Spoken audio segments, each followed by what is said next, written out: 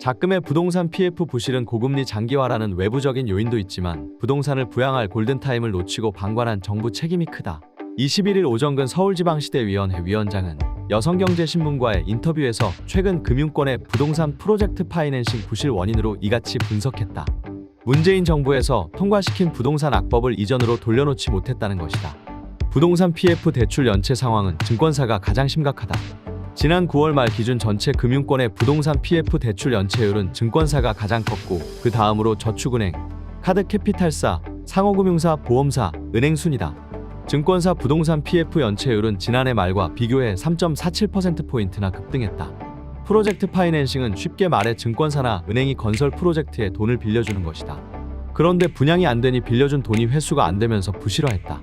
한때 시장 경제를 지향한다는 윤석열 정권 구호에 부동산 시장 부양이 예측됐다. 문재인 정부에서 부동산 거래를 냉각시킨 대표적인 법안 이를테면 임대차 3법, 재건축 규제 강화, 실거주 의무 등의 개선 및 폐지가 기대됐다. 그러나 현실은 바뀌지 않았고 미분양은 넘쳐났다. 금융기관이 30에서 40만 호 분양될 거라고 예상하고 돈을 빌려줬다. 그러나 올해 20만 호밖에 분양이 안 됐다. 미분양은 이들에게 곧 손해다. 결국 부동산 정책 실패에 기인한다. 오 위원장은 정부가 부동산 문제를 방관했다고 봤다. 부동산 악법을 지켜내려는 거대 야당과 이를 개선시킬 의지가 없는 국토교통부의 합작품이라는 것이다. 그는 물론 시작은 문재인 정부다.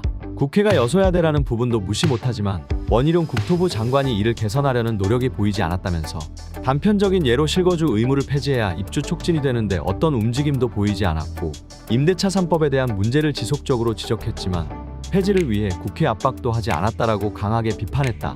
정부의 방관은 부동산 거래 절벽을 20만 호 규모의 미분양 사태를 이끌었다. 결국 잊을만 하면 터지는 만성적인 금융 불안으로 번졌다. 빌린 돈에 대한 금리는 높아지고 원리금 상환액은 높아졌다. 이런 상황에서 분양은 안 되고 결국 PF 부실을 낳았다. 이 사태에 대한 원인으로 대부분 언론이 고금리를 지목하는데 근본적인 원인은 부동산 경기 침체다. 그럼에도 오 위원장은 이 같은 PF 부실이 전체 시스템 위기로까지 불거질 가능성은 없다고 봤다. 그러나 12년 전 저축은행 사태를 재현할 수 있다. 현재 이금융권에 PF 부실이 몰려있는 것으로 봐서 심할 경우 과거 저축은행 사태를 일으킬 수 있다고 본다. 당시에도 금융권 전체 시스템 위기는 아니었지만 성장률 감소와 경기 침체를 일으켰다. 금융권보다 더 심각한 것은 건설사다. 지난 15일 금융 및 건설업계는 태형건설 부도설이 번지면서 긴장 상태에 있었다. 실제 국토부 건설산업지식정보시스템 자료에 따르면 올해 들어 폐업한 종합건설사는 지난 4일 기준 전국 총 512곳에 달한다. 건설사도 마찬가지다. 분양이 안 되니 건설사 연쇄적 부도와 파장 불러올 가능성이 크다. 이는 실업자가 증가하고 결국 윤 정부의 부동산 정책에 대한 원망으로 돌아올 것이다.